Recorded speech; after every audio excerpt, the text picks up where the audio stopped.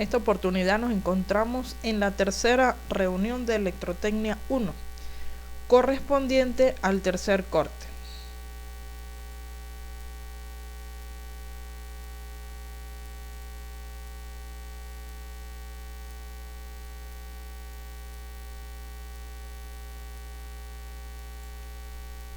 Específicamente vamos a lo que es la unidad correspondiente al tema de transformadores, para analizar lo que es el caso del transformador ideal. En el aula virtual tienen material tanto teórico como práctico, es decir, están las fórmulas correspondientes que se utilizan y a su vez tienen ejemplos para que vean cómo es el uso. En el caso de los transformadores, ellos pueden ser elevadores o reductores.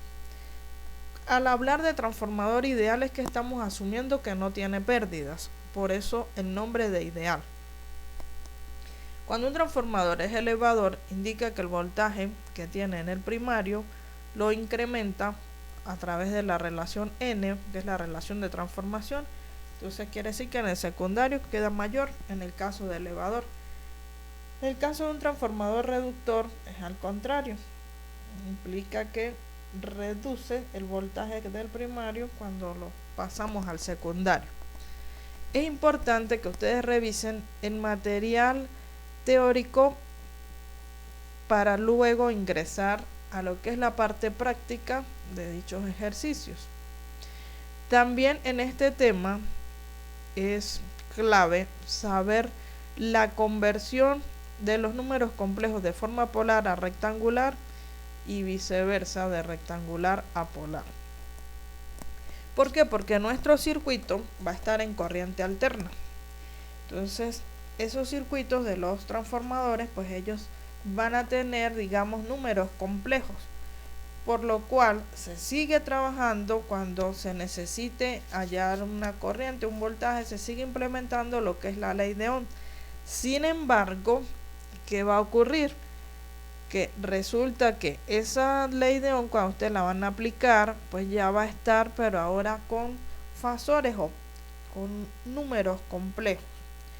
Entonces allí en el aula virtual les incorporé, digamos, algunos videos de cómo se hace la conversión, e incluso están unas calculadoras donde ustedes le colocan el número. Por ejemplo, si van con la calculadora para hallar un número de polar a rectangular, le copian el número en polar y ellas los convierten a rectangular, y viceversa en el caso de la otra calculadora o el otro enlace que está ahí disponible.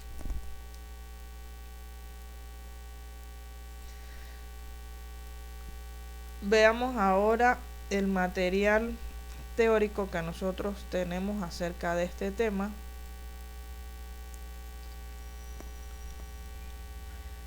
Ok, acá se muestra en pantalla. Dicho material pues nos habla acerca de las fórmulas que nosotros hacemos. Observen que en esta figura B, ¿verdad? Ya están unos puntos de polaridad. Pues esos puntos de polaridad nos van a servir a nosotros para saber, en el caso de los análisis del transformador, si una corriente ingresa por el punto de polaridad o si al contrario una corriente sale por dicho punto de polaridad. De igual forma, a ver si un voltaje está con el positivo en el punto de polaridad o lo tiene en el negativo. La relación de transformación, en el caso de que se relacione con el número de vueltas por cada embobinado y el voltaje, pues es la siguiente: el voltaje 2, que sería el del secundario, entre el voltaje 1, que es el primario, eso es lo mismo al número de vueltas del secundario entre el número de vueltas del primario. Dicha relación la vamos a llamar N. Entonces, por lo tanto, esa N no tiene dimensiones, no tiene unidades. Si esa N les da mayor que 1, implica que el transformador es elevador. Si al contrario da menor que 1, entonces nos está diciendo que el transformador es reductor. Dicha relación también se plantea en el caso de las corrientes. Observen las fórmulas, que para el caso de las corrientes ahora sería I2 entre I1 es igual a N2 entre 1 pero eso va a ser igual al inverso de n, al inverso de la relación de transformación. Dos reglas que nosotros debemos seguir es lo siguiente. Vamos a chequear en los ejercicios de transformadores si B1 y B2 son ambas positivas o negativas en las terminales que están punteadas. Cuando hablamos de punteadas, estamos haciendo referencia a lo que está acá en el dibujo. Esto es punteado. Entonces, si aquí tienen el positivo para el primario y si aquí tuviesen también el positivo para el secundario o viceversa, el negativo en ambos, es lo que nos está diciendo la primera regla. Si B1 y B2 son ambas positivas o negativas en las terminales punteadas, use más n en esta ecuación. En caso contrario, es decir, si una es positiva y la otra es negativa, entonces les va a tocar usar menos n en dicha ecuación. La otra regla, para el caso de las corrientes. Si las corrientes ambas entran o ambas salen por esos terminales punteados, se usa menos n en la ecuación que está aquí planteada. Caso contrario, usan más n. Y para la potencia compleja, en el devanado primario se tiene que va a ser igual al voltaje primario por el conjugado de la corriente primaria. Eso va a ser igual al voltaje secundario por la corriente del secundario, que sería la potencia 2. Vienen unas reglas para el momento en que nosotros estemos eliminando transformador. La regla general para eliminar el transformador y reflejar el circuito secundario hacia el primario, ¿qué se debe hacer? La impedancia secundaria tenemos que dividirla entre n al cuadrado. La tensión secundaria entre n y se va a multiplicar la corriente secundaria por n. Eso es si se va a eliminar el transformador y reflejar el secundario hacia el primario.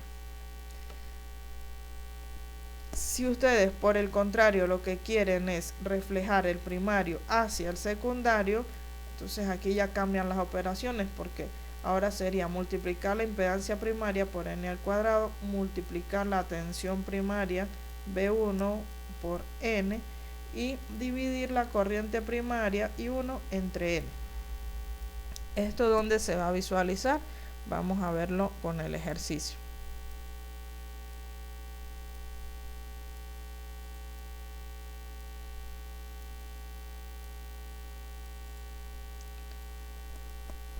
Por acá tienen ustedes, todo ese material está ubicado aquí en el aula virtual.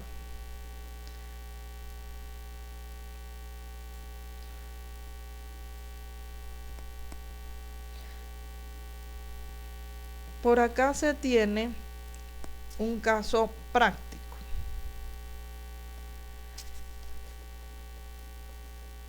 En la figura se muestra un transformador ideal. Se está pidiendo la corriente de la fuente I1, la tensión de salida B0, que fíjense que esta es ubicada en la resistencia de 20, y la potencia compleja que suministra la fuente. Entonces, allí ¿qué ocurre?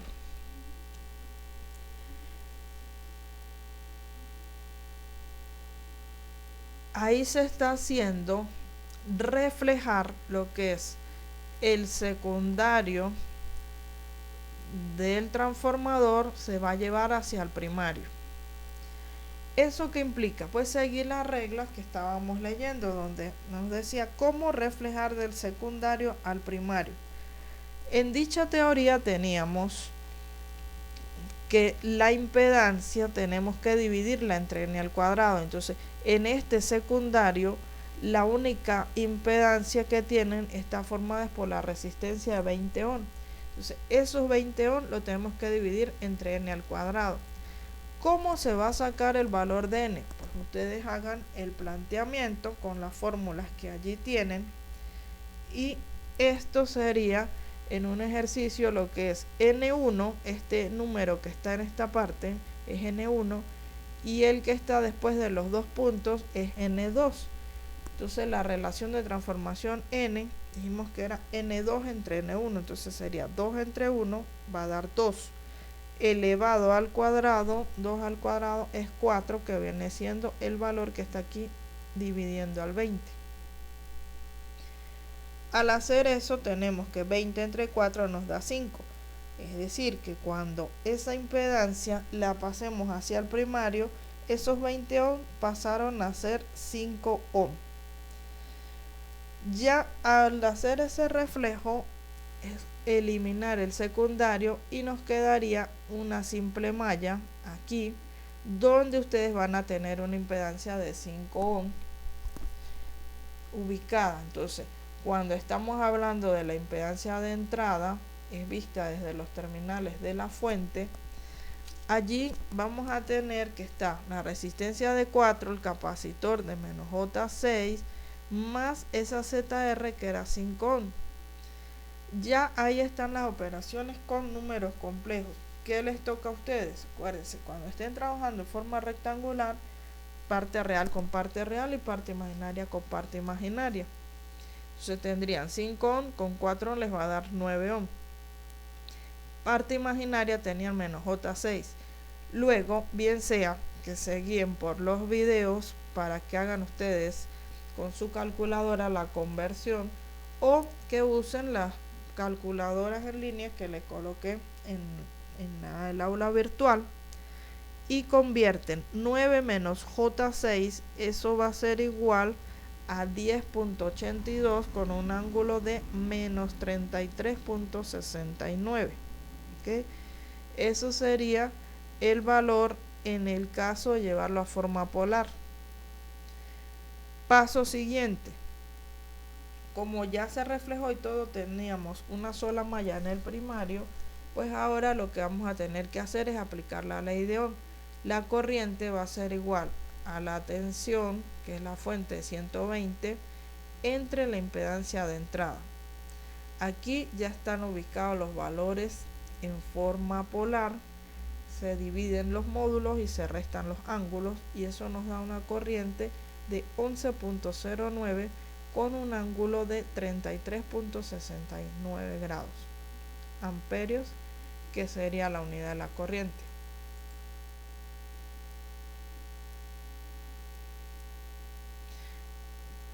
Posteriormente viene lo referente a calcular, ¿verdad?, el voltaje V0. V0, al aplicar ley de Ohm, va a ser la resistencia de 20 por la corriente que pasa por esa resistencia, que sería I sub 2. I sub 2 no la tenemos, pero sí la podemos hallar, porque vimos que existe una relación de corrientes que involucra lo que es la relación de transformación N. Lo que tienen que chequear es las reglas. Si las corrientes entran por los puntos de polaridad o las corrientes salen por los puntos de polaridad. ¿Eso para qué? Para saber qué signo van a colocar ustedes aquí en la fórmula cuando relacionan I2 con I1 con respecto a 1 entre N. Entonces, para nuestro ejercicio tenemos que la relación da la corriente I sub 2 va a ser igual a menos 1 entre N por la corriente I sub 1. I sub 1 ya la tenemos en el paso anterior, que es la corriente de 11.09 con un ángulo de 33.69 grados. Reemplazan los valores. Recuerden que en este ejercicio N dio igual a 2. Entonces sustituyen y les va a quedar que I sub 2 es igual a menos 5.545 con un ángulo de 33.69.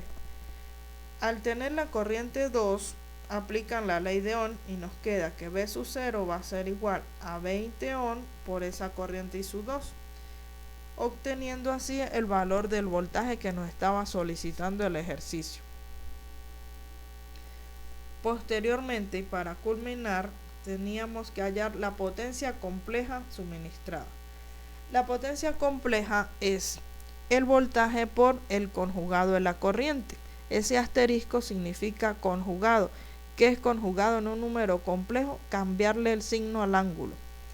Por lo tanto, ustedes ahí están viendo que el voltaje va a ser igual a 120, que era la fuente, por la corriente en su 1, pero conjugada, 11.09. Como es conjugada, tenemos que cambiarle el signo al ángulo. Antes nos había dado 33.69, ahora nos va a dar menos 33.69. Multiplicación en forma polar. Multiplican los módulos y suman algebraicamente los ángulos. Es por ello que tenemos que esa potencia es de 1330.8 con un ángulo de menos 33.69 voltio a